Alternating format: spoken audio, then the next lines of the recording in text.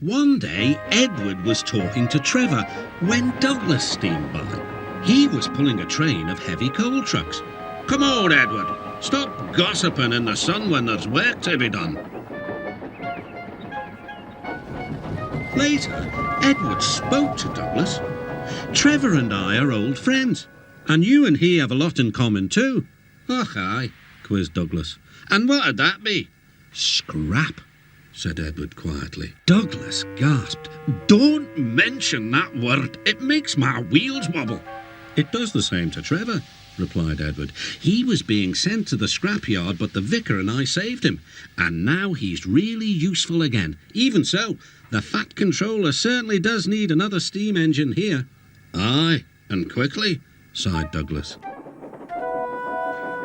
That night, Douglas was still working. He had taken the midnight goods train to a station at a faraway part of the island where only the diesels work.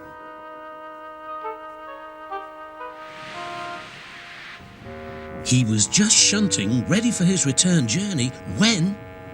"That sounds like a steam engine," he thought. The hiss came again. "Who's there?" asked Douglas. A whisper came.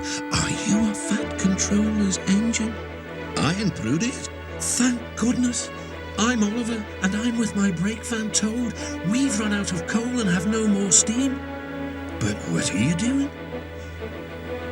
"Escaping." "From what?" "Scrap." Douglas shivered. Then he remembered Edward's story about saving Trevor. "I'll be glad to help you," he said. "It'll have to look as if you're ready for scrap, and I'm taking you away." The drivers and firemen agreed to help too. Everyone worked fast.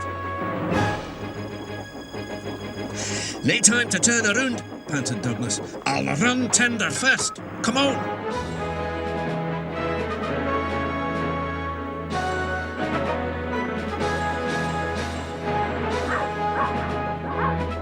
But before they could clear the station, they were stopped.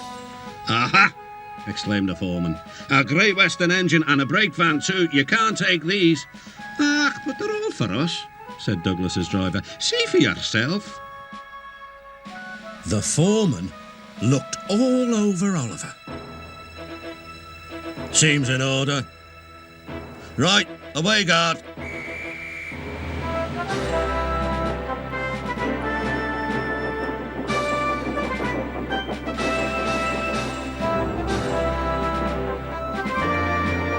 "That was a neat thing," puffed Douglas. "We've had worse," smiled Oliver. And they forged ahead.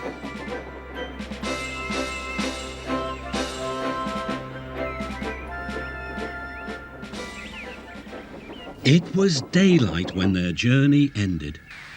"We're home," cried Douglas. "Shh," said his driver. "There are the works. We'll find a place for Oliver." Oliver said goodbye and thank you, and Douglas puffed away. The next day, Douglas told the other engines all about Oliver. "The Fat Controller will have to know," said James. "Douglas should tell him at once," added Gordon. "Well, here he is," said a voice. "Now, what's this all about?" "Beg pardon, sir, but we do need another engine." "Yes, sir," ventured Gordon. "A steam engine, sir." "I'm afraid that unless one is saved from scrap, there's little hope." "But, sir," burst out Douglas, "one has." "Yes, indeed, and thanks to you, Douglas, he is now at our works. Oliver is just what we need for Duck's branch line." Everyone cheered. Now Oliver and Toad are mended and painted in full Great Western colours. Duck and Oliver are happy on their branch line. The others laughed at first and called it the Little Western. Duck and Oliver were delighted, and so the Little Western it will always be.